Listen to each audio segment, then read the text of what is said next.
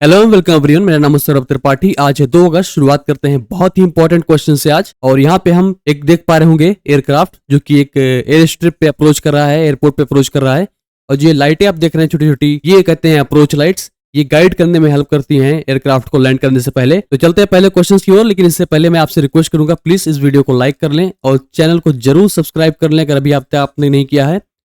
और चलते हैं अपने फर्स्ट क्वेश्चन की तरफ। भारतीय वायुयान विधेयक 2024 किस अधिनियम का स्थान लेता है? तो स्थान लेगा एयरक्राफ्ट एक्ट 1934। ये ब्रिटिश के जमाने का रूल था और बहुत सारे और भी नियम थे, इससे कंफ्यूजन थी। अब ये जो वायुयान विधेयक 2024 आएगा, इससे कई सारे सेक्टर्स में बहुत सारे चेंजेस हो रहे हैं, जैसे कि एयरक्राफ्ट के पार्ट्स हो गए, या कोई मैन्युफैक्चरिंग को लेके हो गया, ऑपरेशन को लेके हो गया, पोजीशंस को लेके हो गया, यूज को लेके हो गया। इन सब चीजों के सारे नियम इसमें सिंप्लीफाई हो जाएंगे। इसमें एक एग्जाम्स होता था, उसका नाम था टेलीफोन ऑपरेटर रिस्ट्रिक्टेड। ये बेसिकली वो एग्जाम्स है। सपोज एयरक्राफ्ट में जो बैठे क्रू मेंबर्स हैं और ग्राउंड पे जो एयर ट्रैफिक कंट्रोलर बैठते हैं, उनके बीच में जो कम्युनिकेशन होता है उसके लिए एग्जाम्स होते थे। और एग्जाम्स पहले कराता था डिपार्टमेंट ऑफ टेलीकॉम यानी कि दूर संचार विभाग, लेकिन अब ये कराएगा नागरिक उड्डयन महानिदेशालय यानी कि directorate general of civil aviation. DGCA के बारे में जान लें, इंपॉर्टेंट है, क्योंकि डीजीसीए भारत की एकमात्र रेगुलेटरी बॉडी है, एक एजेंसी है जो एयर ट्रांसपोर्ट एक्टिविटीज को देखती है, एयरपोर्ट्स को लाइसेंसिंग देती है और बहुत सारे सिविल एविएशन के लिए जो रिस्पॉन्सिबल जिम्मेदारियां हैं सेफ्टी को लेके, वो उसके कार्यवाहन में कार्य करती है। डीजीसीए का जो मुख्यालय है वो नई दिल्ली है। तो जैसा कि भारत के पास डीजीसीए है, उसी प्रकार से पूरे वर्ल्ड में एक एजेंसी है जो पूरे वर्ल्ड के एयरलाइंस के लिए सेफ्टी के लिए मैनेजमेंट करती है। और ये यूनाइटेड नेशंस की एक एजेंसी है, उसका नाम है इंटरनेशनल सिविल एविएशन ऑर्गेनाइजेशन। इसका मुख्यालय है मॉन्ट्रियल, कनाडा।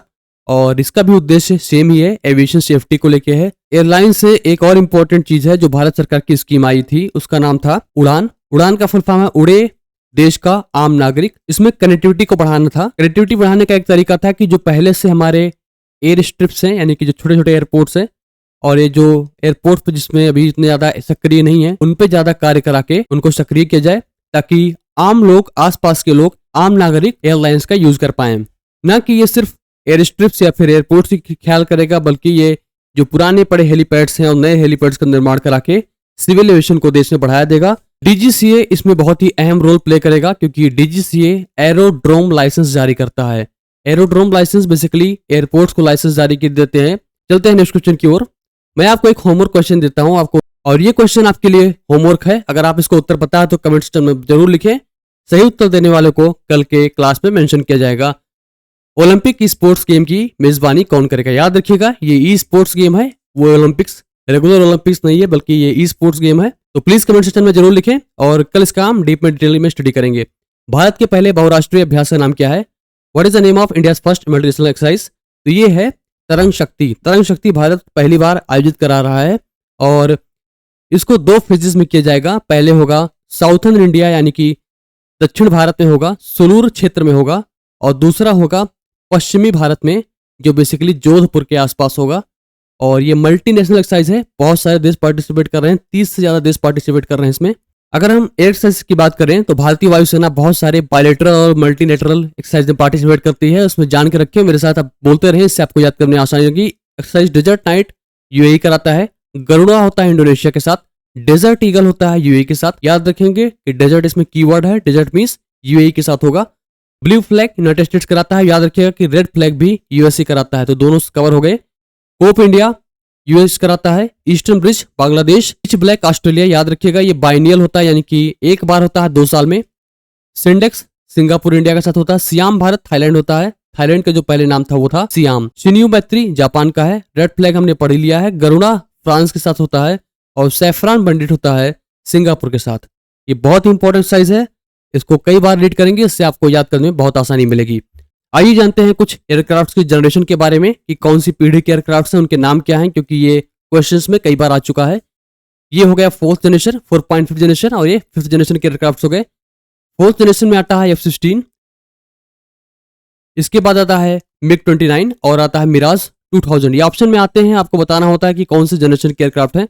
4.5 की बात करें तो इसमें आएगा सुखोई 30 MKI, जो कि सुखोई 30 बेसिकली रशिया का है, और MKI जो वेरिएंट है वो इंडियन वेरिएंट है। इसमें खास भारतीय वायुसेना के लिए ऑप्टिमाइज किया गया है। इसके बाद यूरोपियन जो एयरफोर्स यूज करती है उसका नाम है यूरोफाइटर टाइफून, ये भी 4.5 जनरेशन के आते हैं। और एक आता है राफेल एयरक्राफ्ट जो कि डसॉल्ट कंपनी बनाती है और ये फ्रांस की है। और 5th जनरेशन की बात करते हैं जो कि सारे देशों में होड़ मची है इसको अक्वायर करने के लिए, तो इसमें अमेरिका सबसे ज़्यादा आगे है। ये ऑपरेट करता है F-22 रॉप्टर और F-35 लाइटनिंग कहते हैं इसको, कई वर्जन के हैं, ABC है। इसको आपको नहीं जानना है, सिर्फ आप इतना जान लें कि F-35 एक एडवांस वर्जन का 5th जनरेशन एयरक्राफ्ट है। चाइना ने हाल ही में टेस्ट किया था J-20, इसका नाम है चेंगदू। और रशिया के पास है सुखोई 57। ये सारे एयरक्राफ्ट 5th जनरेशन के हैं। इनकी सबसे खास बात है कि स्टील्थ है, यानी कि रडार इनका पता नहीं लगा सकता। अगर ये उड़ के जाएंगे तो रडार इनमें कोई डिटेक्शन नहीं कर पाएगा, कि इसको याद रखेंगे। चलते हैं नेक्स्ट क्वेश्चन की तरफ। संस्मरण यानी कि मेमोयर है ब्रेकिंग रॉक्स एंड बैरियर्स के लेखक कौन है? तो ये हैं सुदीप्ता सेन गुप्ता।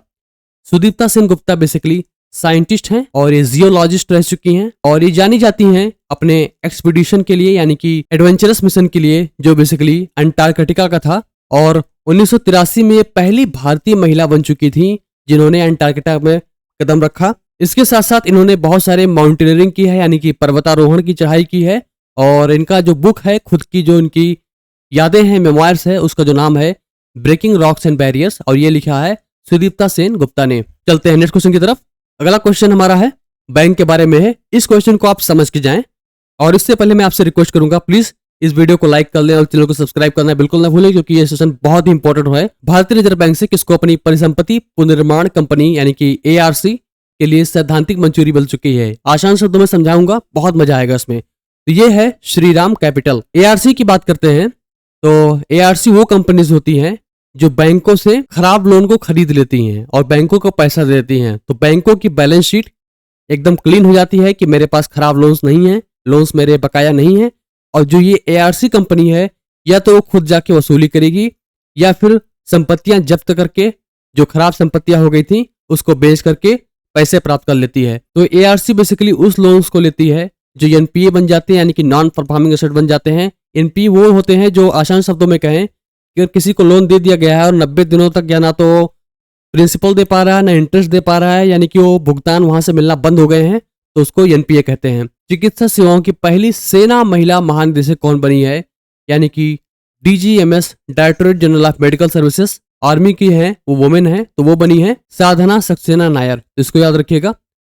चलते हैं नेक्स्ट क्वेश्चन की तरफ। एल्यूमिनियम उत्पादन में भारत का स्थान क्या है? तो भारत का स्थान सेकंड है। विश्व फेफड़े का कैंसर दिवस कब मनाया जाता है? तो ये वर्ल्ड लंग कैंसर डे मनाया जाता है 1 अगस्त को, और इस बार का थीम था close the care gap, everyone deserves access to cancer care. Paris Olympic 2024 में 50 मीटर राइफल 3 पोजीशन में कांस्य पदक किसने जीता है? तो ये जीता है स्वप्निल कुसाले ने। बहुत ही इंपॉर्टेंट है, याद करिएगा। और यहाँ पे ध्यान देने वाली बात है कि स्वप्निल कुसाले ने 50 मीटर राइफल में इन्होंने ब्रॉन्ज मेडल जीता है, जबकि मनु भाकेर जिन्होंने पहला ओलंपिक मेडल जीता भारत में पेरिस ओलंपिक्स के लिए, उन्होंने जीता था 10 मीटर एयर पिस्टल की रेंज में। इसको याद रखिएगा। और इसके बाद इन्होंने फिर से जीता जब इन्होंने पार्टनरशिप किया मनु भाकेर और सर्वजोत सिंह ने, इनमें भी इन्होंने ब्रॉन्ज मेडल जीता, और ये 10 मीटर एयर पिस्टल की मिक्स्ड टीम इवेंट थी। हाल ही में किस शहर को वर्ल्ड क्राफ्ट सिटी प्रमाण पत्र प्राप्त हुआ है? तो ये चौथा शहर बन चुका है और यह है जम्मू कश्मीर की राजधानी यानी कि श्रीनगर। सेवा चैटबॉट किसके द्वारा लॉन्च किया गया है? तो ये लॉन्च किया गया है securities and exchange board of India यानी कि सेबी। सेबी भारत की कमोडिटीज और सिक्योरिटीज मार्केट्स को नियंत्रित करता है, जैसे कि RBI मॉनेटरी पॉलिसी देखता है, इन्फ्लेशन कंट्रोल करता है, इस प्रकार की चीजें करता है। याद रखेंगे कि सेबी एक्ट आया था 1992 में, और हाल ही में सेबी ने एक बहुत ही इंपॉर्टेंट पहल लॉन्च की थी, उसका नाम था स्कोर्स। स्कोर्स का मतलब होता है SEBI complain, RE for redressal, S for system, जिसमें जो इन्वेस्टर्स की कंप्लेंट्स हैं उनको त्वरित रूप से समाधान के लिए स्कोर्स पोर्टल लॉन्च किया गया था। हाल ही में किस राज्य ने धर्मांतरण विरोधी कानून में संशोधन पारित किया है? कुछ अमेंडमेंट्स लाए हैं एंटी कन्वर्जन लॉ को लेके, तो ये राज्य बना है उत्तर प्रदेश। निर्भया फंड को कितना बजट आवंटित किया गया है? तो इसमें आवंटन किया गया है 7212 करोड़ रुपए का, और इसकी जो नोडल एजेंसी होगी वो होगी ministry of women and child development है। और ये निर्भया फंड बेसिकली, जैसे कि हमें पता है 2012 में एक हॉरिफिक इंसिडेंट हुआ था और इसमें महिलाओं की सुरक्षा के लिए फंड आवंटित किया गया है। Ministry of women and child development एक पोषण अभियान चलाता है जिसका मतलब है नेशनल न्यूट्रिशन मिशन। इसको 2018 में लॉन्च किया गया था। इसका उद्देश्य था कि बच्चों में न्यूट्रिशनल आउटकम को बढ़ावा दे सके, प्रेग्नेंट वुमेन्स के लिए है और लैक्टेटिंग मदर्स के लिए है, ताकि जो ग्रोथ है, स्टंटिंग है, अंडर न्यूट्रिशन है, उससे बचा जा सके, एनीमिया से बचा जा सके। तो ये रहा आज की करंट अफेयर्स। प्लीज वीडियो को लाइक कर लें और चैनल को सब्सक्राइब करना बिल्कुल ना भूलें। डाउट या फीडबैक हो तो जरूर शेयर करें, डाउट को आंसर करेंगे और फीडबैक को आपके इंप्लीमेंट किया जाएगा। अगर और भी करंट अफेयर्स सीखना चाहते हैं तो मेरे बनाए गए प्लेलिस्ट जो कि जुलाई के पूरे करंट अफेयर्स का संग्रह है, साथ साथ 3 मिनट सीरीज है। अगर 3 मिनट में आप बहुत सारी चीजें सीखना चाहते हैं तो वो भी प्लेलिस्ट मैं आपको साथ डिस्क्रिप्शन में अटैच कर दे रहा हूँ। तो बस आज के लिए इतना ही।